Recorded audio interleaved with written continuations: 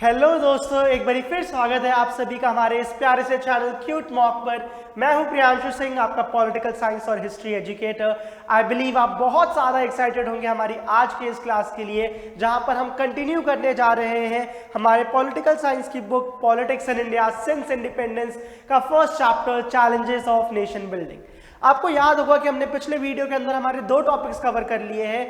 First was related to the challenges of partition, कि हमें partition के टाइम पर कौन सी चुनौतियों का सामना करना पड़ा, और नेक्स्ट टॉपिक था कि ये जो पार्टीशन होते हैं, जो बंटवारा होता है इंडिया का दो कंट्रीज में, पाकिस्तान और इंडिया, तो वो किस बेसिस पर होता है, उसके क्या कॉन्सिक्वेंसेस रहते हैं और उसके क्या कॉजेस थे। आपको ये भी याद होगा कि पिछले वीडियो के एंड में मैंने आपको दो होमवर्क दिया था। जैसे कि मैंने पहले भी बताया था कि हम तुम अप्रोच से पढ़ने वाले हैं, तो उस वीडियो में मैंने अपना काम कर दिया था। मैंने आपको नॉलेज दे दी थी जो भी इन टॉपिक से रिलेवेंट थी। आपको दो क्वेश्चंस होमवर्क के तौर पे दिया गया था। आई होप आप तुम वाला पार्ट करके आए होंगे। अगर आपका आंसर यही है जो आपको स्क्रीन पे मार्क देख रहे हैं, तो आपने सही से एनसीईआरटीज़ को पढ़ लिया है और आप अच्छे से तैयारी कर रहे हैं अपने एग्जाम की। सो डिस्कस करते हैं इन क्वेश्चंस को। जो पहला क्वेश्चन था वो आपसे पूछा गया था कि वो कौन सी मैगजीन थी जिसे अमृता प्रीतम, जो कि बहुत ही प्रोमिनेंट पंजाबी फिक्शन राइटर और पोएट थी, वो कौन सी मैगजीन थी जिसको वो लिखती थी और एडिट करती थी। तो आप देख सकते हैं कि उसका आंसर है नागमणि।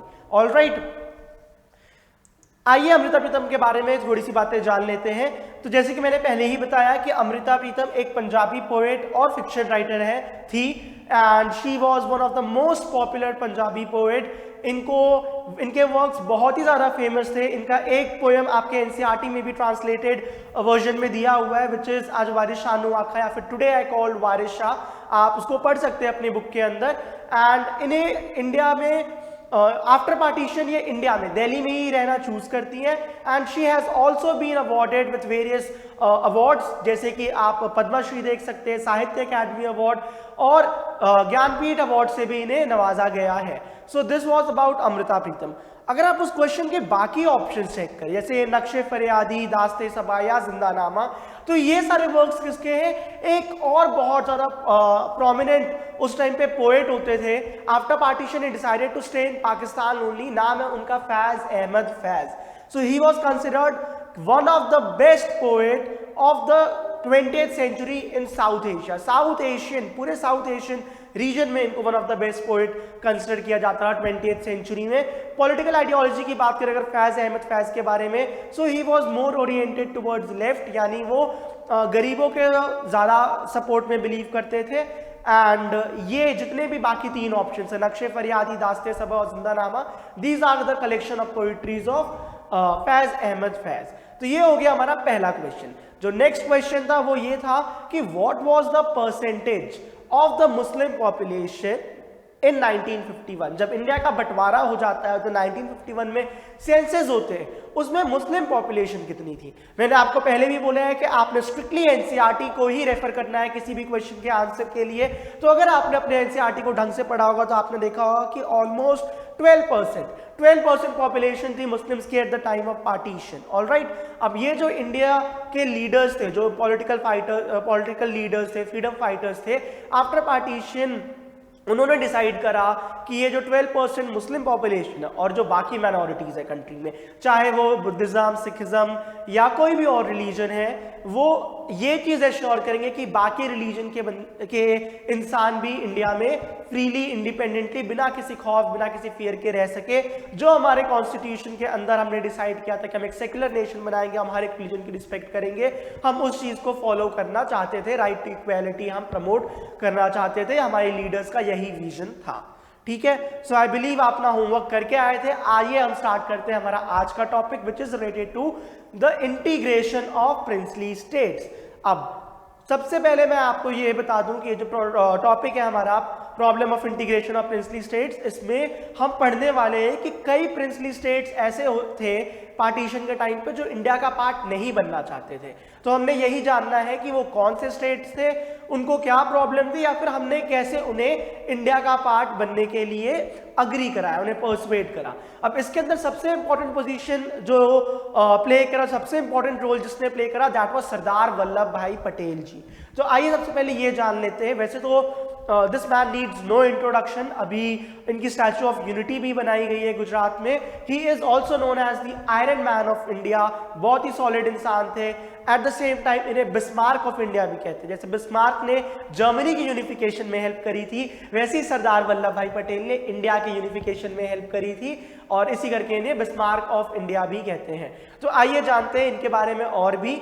Basically Sardar Vallabh Bhai Patel was a freedom fighter from Gujarat. ये गुजराती थे, महात्मा गांधी को फॉलो करते थे, उनके साथ चाहे बरदौली सत्याग्रह हो, चाहे खेड़ा सत्याग्रह हो, उसमें इन्होंने जम के पार्टिसिपेट किया था। एंड ऑफ कोर्स ये एक फ्रीडम फाइटर भी थे। आफ्टर इंडिपेंडेंस, जब इंडिया इंडिपेंडेंट हो जाता है, सो इनको बहुत इंपॉर्टेंट पोजीशन दी जाती है मिनिस्ट्री में। He was the first deputy prime minister of independent India, और ये होम मिनिस्टर भी थे फ्री इंडिया के, इंडिपेंडेंट इंडिया के। साथ ही साथ जो हमारा कॉन्स्टिट्यूएंट असेंबली बना था 1946 में, उसके अंदर जो इंपॉर्टेंट कमिटीज बनी थी, अलग अलग कमिटीज बनी, जैसे कि फंडामेंटल राइट से रिलेटेड कमेटी थी, प्रोविंशियल कॉन्स्टिट्यूशन से रिलेटेड कमेटी थी, उसके भी मेंबर थे Sardar Vallabh Bhai Patel. So he is very important in Indian politics. Alright, ये चीज दिमाग में रखना है। तो इन्होंने अपने ऊपर ये रिस्पॉन्सिबिलिटी ली थी, being the deputy prime minister and home minister, कि ये अलग अलग प्रिंसली स्टेट के रूलर्स से बात करेंगे और उन्हें मनाएंगे कि वो इंडिया का पार्ट बन जाए। बहुत ही डिफिकल्ट टास्क था, क्योंकि ऑलमोस्ट 565 प्रिंसली स्टेट्स उस टाइम पे एग्जिस्ट करते थे, और इन्होंने उन्हें परसुएड करा, उन्हें फोर्स करा, या किसी भी टैक्टिक को यूज करके इंडिया का पार्ट उनको बनवाया। ऑलराइट, अब ये जानते हैं कि प्रॉब्लम्स क्या थे। What were the problems which were related to the princely states. तो सबसे पहले हम ब्रिटिश एडमिनिस्ट्रेटिव स्ट्रक्चर, जो ब्रिटिश के टाइम पे इंडिया होता था, अगर हम उसकी बात करें तो उस टाइम पर दो तरह के स्टेट्स एग्जिस्ट करते थे। कि पहला स्टेट था हमारा ब्रिटिश प्रोविंसेस, पहला था हमारा ब्रिटिश के प्रोविंसेस। ये वो जगह थी जहां पे ब्रिटिशर्स डायरेक्टली रूल करते थे। एंड जो सेकंड थे वो हमारे थे प्रिंसली स्टेट्स। प्रिंसली स्टेट्स आपको नाम से ही पता चल रहा होगा कि यहां पर प्रिंस रूल करते थे। ऑलराइट, अब अगर ब्रिटिशर्स इन प्रिंस को रूल करने का मौका दे रहे हैं, उनको ये अलाउ कर रहे हैं कि तुम यहां पे रूल कर सकते हो इस पर्टिकुलर रीजन में, तो वो किस बेसिस पे अलाउ कर रहे हैं? उनको क्या बोला गया था? That you can rule independently but you have to accept the suzerainty, यानी डोमिनेंस। तुम्हें एक्सेप्ट करना होगा किसका? ब्रिटिशर्स का। तो अगर वो ये ब्रिटिशर्स की पैरामाउंटेसी या तो स्यूजेरेनिटी या तो सुप्रीमेसी एक्सेप्ट करते हैं प्रिंसली, जो प्रिंस है प्रिंसली स्टेट्स के, तो ब्रिटिशर्स उन्हें अलाउ करती थी उस रीजन में रूल करने को। ठीक है, तो अब अगर मैं आपको एक मैप के थ्रू बताऊं कि उस टाइम पे इंडिया का स्ट्रक्चर क्या था, तो ज्यादा क्लियर आपको समझ में आएगा। अगर ये मैं एक रफ इंडिया का मैप बनाऊं, तो मैं इजीली आपको बता सकता हूं कि कौन कौन से प्रिंसली स्टेट्स थे उस टाइम पे जो इंडिया का पार्ट बनना चाहते थे और हमें क्या क्या प्रॉब्लम फेस करनी पड़ी। ऑलराइट, आई होप ये मैप काफी हद तक क्लियर होगा, आपको समझ में आ रहा होगा। अगर मैं इसमें भी कुछ मार्क करूं तो सबसे पहले हमारे कुछ प्रिंसली स्टेट्स में बता दूं। जम्मू एंड कश्मीर हमारा एक प्रिंसली स्टेट था, मणिपुर हमारा एक प्रिंसली स्टेट था। जो रेलेवेंट है, जो हमारे एनसीईआरटी से रिलेटेड, मैं सिर्फ उन्हीं की बात करूंगा। यहाँ पे हमारा जूनागढ़ होता था, Junagadh was a princely state. और हमारा ट्रेवनकोर हो गया, भोपाल हो गया, भोपाल राजा थोड़ा ऊपर है, यहाँ पे हैदराबाद है। तो ये थे हमारे princely states, important princely states जो उस टाइम पे एग्जिस्ट करते थे। तो आइए डिस्कस करते हैं इन प्रिंसली स्टेट्स से रिलेटेड जो प्रॉब्लम्स फेस करनी पड़ी। तो सबसे पहला क्या था कि ये जो ऑलमोस्ट 565 प्रिंसली स्टेट्स थे, at the time of partition Britishers ने इनको टोटली एक फ्रीडम दे दिया, इनको टोटली एक चॉइस दे दिया कि या तो तुम इंडिया के पार्ट बन सकते हो या तो तुम पाकिस्तान के पार्ट बन सकते हो, और अगर तुम्हें दोनों का ही नहीं पार्ट बनना है तो भैया तुम इंडिपेंडेंट भी रह सकते हो। अब ये जो प्रिंस इतने साल से ब्रिटिशर्स की पैरामाउंटेसी एक्सेप्ट कर रहे थे, अगर उनको ये अपॉर्चुनिटी मिल जा रही है कि हम इंडिपेंडेंटली रूल कर सकते, भाई हमारा राज होगा, कोई टोका टाकी नहीं होगी कहीं पे, तो वो क्यों इस अपॉर्चुनिटी को मिस करना चाहेंगे। तो ये जो मैंने भी आपको प्रिंसली स्टेट्स बताया, मणिपुर हो गया, भोपाल हो गया, जिसने रिफ्यूज कर दिया तो ये कॉन्स्टिट्यूंट असेंबली का हिस्सा नहीं बनेगा। या हैदराबाद हो गया, जहाँ के रूलर्स थे निजाम, उन्होंने भी मना कर दिया था कि नहीं अभी हमने नहीं बनना है किसी कंट्री का पार्ट, हम फिलहाल एक स्टैंडस्टिल एग्रीमेंट साइन कर लेंगे। तो ऐसे बहुत सारे प्रिंसली स्टेट्स हैं जिन्होंने रिफ्यूज कर दिया था इंडिया का पार्ट बनने में, या तो इवन पाकिस्तान का ही पार्ट बनने में। They wanted to remain independent.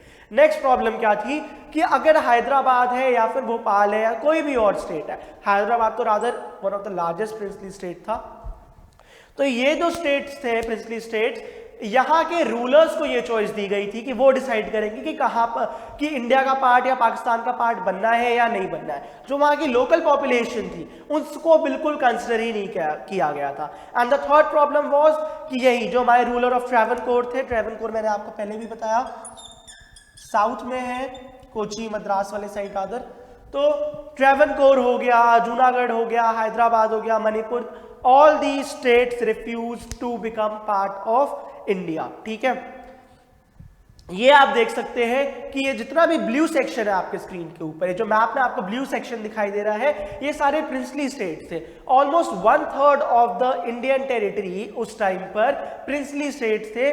4 में से एक इंसान, अगर हम जनरली एक एवरेज चेक करें, तो वो प्रिंसली स्टेट को बिलोंग करता था। सो बहुत ही मेजर सेक्शन प्रिंसली स्टेट्स का था, इन्हें बनाना बहुत जरूरी था कि वो इंडिया के पार्ट बन जाए। अगर हम हमारे छोटे मतलब इस उड़ीसा की बात करें, तो उड़ीसा के अंदर ही हमारे 26 प्रिंसली स्टेट्स है। गुजरात के छोटे से सौराष्ट्र रीजन की बात करें, गुजरात में सौराष्ट्र उस टाइप पे, सॉरी, तो वहां पे भी ऑलमोस्ट 15-16 प्रिंसली स्टेट्स एग्जिस्ट करते थे। तो बहुत ही ज्यादा डिफिकल्ट होने वाला था इन सभी स्टेट्स को मनवाना कि वो इंडिया के पार्ट बन जाए। ऑलराइट, अब जानते हैं जो गवर्नमेंट का अप्रोच था इन प्रिंसली स्टेट्स को इंडिया का पार्ट बनाने में, वो क्या था। तो फर्स्ट ऑफ ऑल गवर्नमेंट बहुत ज्यादा क्लियर थी कि जो लोकल पॉपुलेशन है वहां के एक प्रिंसली स्टेट के, जो वहां के इनहेबिटेंट्स है, they wanted to become a part of India. राजा चाहे या ना चाहे, लेकिन जनता तो वहां पे चाहती थी। इंडिया में डेमोक्रेटिक गवर्नमेंट हमने एस्टैब्लिश करना था आफ्टर इंडिपेंडेंस, तो हमने ये भी इंश्योर करना था जो जनता चाहती थी वही चीज हो। सबसे पहले गवर्नमेंट क्लियर थी कि if people want to become a part of India, तो हम इस चीज को आगे बिल्कुल बढ़ावा देंगे। नेक्स्ट, कि गवर्नमेंट इस चीज के लिए कि जो प्रिंसली स्टेट्स है वो इंडिया का पार्ट बन जाए, उनको ऑटोनॉमी देने को भी रेडी थी। ऑटोनॉमी यानी थोड़ी सी फ्रीडम, थोड़ी सी आजादी देने को रेडी थी कि तुम इंडिपेंडेंटली अपने डिसीजन खुद ले सकते हो। सो गवर्नमेंट का अप्रोच फ्लेक्सिबल था कि नहीं, ऐसा नहीं है कि हमें ना हार्डकोर स्टिफ रूल्स बना देंगे और प्रिंसली स्टेट्स को उन्हें फॉलो करना होगा। एंड लास्ट, कि गवर्नमेंट की प्रायोरिटी क्या थी, कंसोलिडेशन ऑफ द कंट्री। हमें एक ऐसी कंट्री बनानी थी जिसके बॉर्डर्स हैं वो क्लियरली डिफाइंड है। ऐसा नहीं है कि सेंटर में कोई ये रीजन है जो इंडिया का पार्ट नहीं है, यहां से कोई रीजन ऐसे इंडिया का पार्ट नहीं है। गवर्नमेंट ने ये सारी चीजें नहीं करनी थी। उनकी प्रायोरिटी क्या थी, एक क्लियरली वेल डिफाइंड बाउंड्री बनाना इंडिया की। ऑलराइट, अब अगर हम बात करें मुस्लिम लीग के बारे में, सो मुस्लिम लीग बहुत ज्यादा फेवर में थी इस चीज के कि हाँ, प्रिंसली स्टेट्स को ये अपॉर्चुनिटी दे देनी चाहिए कि वो डिसाइड कर ले उन्हें किस साइड जाना है। बट जो इंडियन गवर्नमेंट थी उनका ये सर्टेन था कि नहीं, प्रिंसली स्टेट या वहां के रूलर्स को नहीं ये अपॉर्चुनिटी देनी है कि वो डिसाइड करे, क्योंकि इससे क्या होगा, देश का टुकड़ा ही देश का और ज्यादा टुकड़ा हो जाएगा, विच दे डिड नॉट वांट। तो जो इंडियन गवर्नमेंट थी उन्होंने अपने वही पहले के जो 3 अप्रोचेस हमने डिस्कस करे उसको यूज करके ये इंश्योर करा कि जो प्रिंसली स्टेट्स है वो इंडिया के पार्ट बने। अब हम पढ़ेंगे हैदराबाद के बारे में। Alright, Hyderabad which is located in the southern region of India, इसके बारे में हम पढ़ेंगे। ये एक प्रिंसली स्टेट होता था जिसने रिफ्यूज कर दिया था इंडिया का पार्ट बनने में। डिटेल में जानते हैं एग्जैक्टली हैदराबाद की स्टोरी क्या थी। तो अगर हम हैदराबाद की बात करें, विच इज हियर, तो हैदराबाद हमारा एक लार्जेस्ट प्रिंसली स्टेट होता था at the time of independence. यहाँ के जो रूलर्स थे उनका नाम था निजाम्स।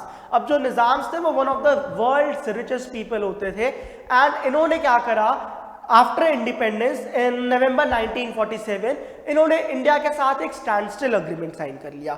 अब ये टर्म्स आपको अच्छे से याद रखने हैं। मैं सबसे पहला टर्म जो यूज कर रहा हूं दैट इज स्टैंडस्टिल एग्रीमेंट।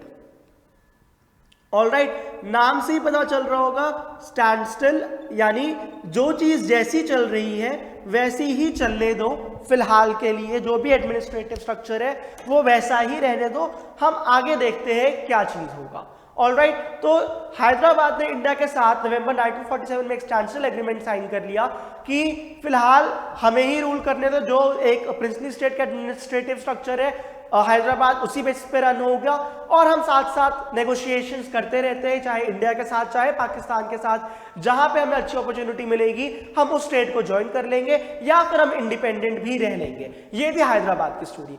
तो ये जब रूलर ने मना कर दिया कि अभी फिलहाल हमें इंडिया का पार्ट नहीं बनना है, जो तेलंगाना वाला रीजन है, हैदराबाद में जो तेलंगाना वाला रीजन था मोर और लेस कहीं यहाँ पे, उन्होंने वहां के जो पीजेंट्स थे और जो वहां के विमेन थी, they started a revolt against the rulers. वो नहीं चाहते थे कि वो हैदराबाद एक अलग से इंडिपेंडेंट कंट्री रहे, तो वो इंडिया का पार्ट ना बने, तो उन्होंने मूवमेंट स्टार्ट कर दिया उन रूलर्स के अगेंस्ट, ताकि वो इंडिया का पार्ट बन सके हैदराबाद। अब इस मूवमेंट को लीड किसने करा? जो स्टेट कांग्रेस थी उसने, और साथ साथ जो वहां की कम्युनिस्ट पार्टी थी उसने भी इनको इस मूवमेंट को लीड करा। अब जब जनता प्रोटेस्ट पे आ गई है, तो ऐसे तो है नहीं कि निजाम से हाथ पे हाथ रखकर उनको देखने वाले हैं। निजाम ने भी क्या करा, बहुत ही ब्रूटली रिस्पॉन्ड करा, उन्होंने रजाकार्स को रिलीज कर दिया। रजाकार्स कौन थे? ये एक पैरामिलिट्री फोर्स थी निजाम के पास, उसने आम जनता के ऊपर वो पैरामिलिट्री फोर्स छोड़ दिया। जो रजाकार्स थे दे वर असासिन्स, मोरलेस वो असासिन्स भी थे। उनके एट्रोसिटीज, जो उनकी क्रूरता थी उसके तो लाइक कोई पैमाना ही नहीं था। जो नॉन मुस्लिम्स थे वो पर्टिकुलर टारगेट्स होते थे, वो विमेन को भी अटैक करते थे, उन्हें रेप करते थे। तो रजाकार्स ने एकदम तबाही मचा रखी थी हैदराबाद में। अब जब ये खबर सेंट्रल गवर्नमेंट को मिलेगी कि इंडिया में हैदराबाद, जो कि एक इतना मेजर सेक्शन है इंडिया का, वहां पे जनता के ऊपर अगर इतना ज्यादा अपराध हो रहा है, उनके साथ इतना बुरी तरह ट्रीट करा जा रहा है, तो वो हाथ पे हाथ रख के नहीं देखने वाले थे। क्या करा सेंट्रल गवर्नमेंट ने इंडियन आर्मी भेज दी हैदराबाद में। अब ये तो पता ही है, जहां पे इंडियन आर्मी जाएगी वहां पे वो फतेह करके आएगी। तो क्या हुआ कि सितंबर 1948 में जब रजाकार्स के जो एट्रोसिटीज थी वो बहुत ज्यादा बढ़ गई, सेंट्रल गवर्नमेंट ने क्या करा, हैदराबाद के अंदर इंडियन आर्मी को भेजा। मुश्किल से 3 से 4 दिन लगे और रजाकार जो थे उनको टोटली वाइप कर दिया गया, निजाम को सरेंडर करना पड़ा, and Hyderabad became a part of India in सितंबर 1948। तो ये थी हैदराबाद की स्टोरी। आपको याद रखना है स्टैंडस्टिल एग्रीमेंट कब साइन करा, 1947 में, नवंबर में, आफ्टर इंडिपेंडेंस, सेम ईयर। ठीक है, उसके बाद आपको ये याद रखना है कि निजाम कौन थे, हैदराबाद के रूलर्स थे, वर्ल्ड के रिचेस्ट पीपल थे वो, और उन्होंने किन्हें अनलीश करा नॉर्मल पीपल के ऊपर, रजाकार्स को। जो वहां पे मूवमेंट था तेलंगाना रीजन में, उसको लीड कौन कर रहा था, स्टेट कांग्रेस और communist party. And finally Hyderabad India का पार्ट कब बनता है, इट वाज इन सितंबर 1948। आई होप आपको हैदराबाद की स्टोरी अच्छे से समझ में आ गई होगी। अब जानते हैं मणिपुर के बारे में। ऑलराइट, मणिपुर हमारा नेक्स्ट प्रिंसली स्टेट है जिसके बारे में हम पढ़ने वाले हैं। So Manipur is one of the north eastern states, और यहाँ पे उस टाइम पर कौन रूल करता था, वहां पे मोनार्की होती थी। मोनार्की का मतलब क्या होता है, राजा का रूल। तो राजा महाराजा बोध चंद्र सिंह, वहां के उस टाइम पे जो महाराजा थे उनका नाम क्या था, महाराजा बोध चंद्र सिंह। क्या हुआ कि जस्ट बिफोर द इंडिपेंडेंस उन्होंने इंडिया के साथ इंस्ट्रूमेंट ऑफ एक्सेशन साइन करा था। नेक्स्ट डॉक्यूमेंट जो मैं बोल रहा हूं आपको वो अच्छे से अब याद रखना है, it is instrument of accession. अब ये जो डॉक्यूमेंट था इसका मतलब क्या था कि अगर किसी प्रिंसली स्टेट ने अपनी कंसेंट दे दी है, अपनी हामी भर दी है कि हाँ हमें इंडिया का पार्ट बनना है, तो वो कौन सा डॉक्यूमेंट साइन करते थे, इंस्ट्रूमेंट ऑफ एक्सेशन। इसको साइन करने से ये चीज श्योरिटी हो जाती थी that they have agreed to become a part of India. तो मणिपुर ने क्या करा था, इंडिया के साथ इंस्ट्रूमेंट ऑफ एक्सेशन साइन कर दिया था जस्ट बिफोर इंडिपेंडेंस। ऑलराइट, अब मणिपुर में क्या होता है, 1948 ईयर याद रखना है आपको। 1948 में मणिपुर के अंदर जो मोनार्की होती थी उसमें ट्रांजिशन आ जाता है और वो बन जाती है हमारी कॉन्स्टिट्यूशनल मोनार्की। जिसका मतलब क्या है कि बेसिकली होता क्या है यहाँ पर कि जो वहां की आम जनता थी वो राजा के रूल से बहुत ज्यादा खुश नहीं थी। तो उन्होंने प्रेशर क्रिएट करा राजा के ऊपर और बोला कि यहाँ पे इलेक्शंस करवाओ, एक कॉन्स्टिट्यूएंट असेंबली, एक यहाँ की एक कॉन्स्टिट्यूएंट असेंबली बनाओ, और वो जो स्टेट लेजिस्लेटिव असेंबली होगी, स्टेट लेजिस्लेटिव असेंबली, तो वो जो स्टेट लेजिस्लेटिव असेंबली होगी वो तुम्हें एडवाइस करेगी और उस हिसाब से महाराजा को रूल करना चाहिए मणिपुर में। सो इन सितंबर 1948 Manipur, in June 1948 Manipur became the first part of Indian union. मैं ये नहीं बोल रहा Manipur became the first state, मैं पार्ट बोल रहा हूं। Manipur became the first part of Indian union to hold elections in June 1948। ठीक है, ईयर्स आपको याद रखने हैं। महाराजा ने कब साइन करा था हमारा इंस्ट्रूमेंट ऑफ एक्सेशन, वो उन्होंने इंडिपेंडेंस के पहले साइन कर लिया था। फिर मणिपुर के अंदर इलेक्शंस होते हुए 1948 जून में, जब मोनार्की कॉन्स्टिट्यूशनल मोनार्की में कन्वर्ट हो जाती है, यानी राजा जो है वो रूल तो कर रहा है लेकिन उसको एक इलेक्टेड बॉडी जो है वो एडवाइज करने वाली है। अब क्योंकि यहाँ पे एक इलेक्टेड बॉडी थी जो राजा को एडवाइस करने वाली थी, तो बेसिकली राजा को सारे डिसीजन उन्हीं से पूछ कर लेना चाहिए अगर कुछ भी वो नए चेंजेस लाने वाले हैं। तो होता क्या है कि मणिपुर में 1949 मंथ सेम सितंबर ओनली, जो इंडियन गवर्नमेंट थी that was able to pressurize Maharaja of Manipur कि वो इंडिया के साथ मर्जर एग्रीमेंट साइन कर दे। नेक्स्ट इंपॉर्टेंट डॉक्यूमेंट जो मैं बोल रहा हूं याद रखना है, दैट इज, आई होप यहां पर आपको दिख रहा होगा, that is merger agreement. All right, merger agreement का मतलब क्या है कि कोई भी जो प्रिंसली स्टेट है वो अब टोटली रेडी है इंडिया के साथ मर्ज होने में।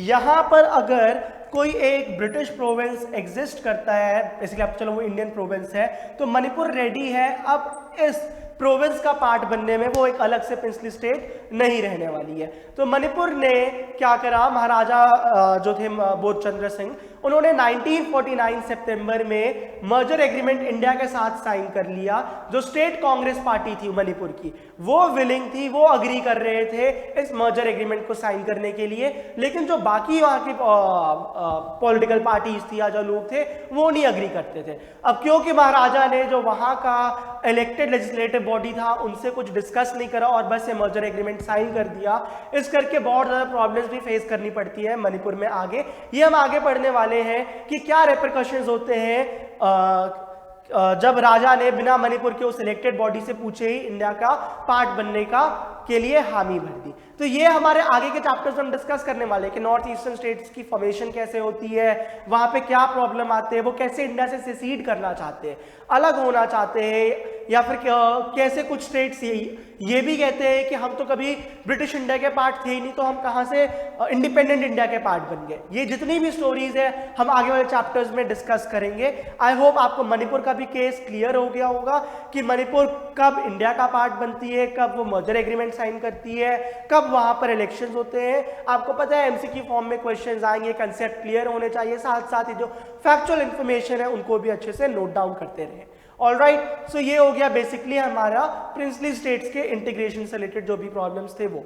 मैंने पहले भी बताया है बहुत सारे प्रिंसली स्टेट्स हैं जिन्होंने मना कर दिया था इंडिया का पार्ट बनने में, चाहे वो जूनागढ़ हो, चाहे ट्रैवनकोर हो, चाहे वो जम्मू एंड कश्मीर हो। इसको तो हम आगे और ज्यादा डिटेल में पढ़ने वाले हैं। So stay connected, stay tuned. आज का होमवर्क आप नोट डाउन कर लीजिए। सबसे पहला क्वेश्चन आपको स्क्रीन पर दिख रहा होगा कि आपको उस डॉक्यूमेंट का नाम बताना है जिसको साइन करने पे गवर्नमेंट जो थी वो कुछ जो प्रिंसली स्टेट थे वो अपना कंसेंट भर देते थे कि हाँ हमें इंडिया का पार्ट बनना है। आपके आगे भी दिख रहा होगा उन अलग अलग डॉक्यूमेंट्स के नाम। आपको अच्छे से सोच के बताना है कि कौन सा वो पर्टिकुलर डॉक्यूमेंट है इसको साइन करके वो अपनी कंसेंट देते थे इंडियन यूनियन या फिर पाकिस्तान का पार्ट बनने में। एंड जो नेक्स्ट क्वेश्चन है वो ये आपको बताना है कि वो कौन सा प्रिंसली स्टेट था जो इंडिया का पार्ट बनता है एक प्लेबिसाइट के थ्रू। आई बिलीव आपको पता होगा कि प्लेबिसाइट क्या है, और अगर नहीं है तो ठीक है, रिसर्च करिए थोड़ा इसके ऊपर। नेक्स्ट टाइम हम यही चीज डिस्कस करने वाले हैं, डिटेल में बताऊंगा कि प्लेबिसाइट क्या होता है और कौन सा स्टेट था, कौन सा प्रिंसली स्टेट था जो इंडिया का पार्ट बनता है प्लेबिसाइट के थ्रू। ऑल राइट, तो आई होप आप आज की वीडियो आपको बहुत पसंद आई होगी, आपने बहुत सारी नई चीजें जानी होंगी, आपने अच्छे से उसे नोट डाउन भी करा होगा। रिवीजन साथ साथ करते रहिए और हमारे चैनल को सब्सक्राइब कर दीजिए, इस वीडियो को लाइक कर दीजिए। सिंपल सा रीजन है लाइक करने का कि आपकी अपनी एक अलग से प्लेलिस्ट बन जाएगी।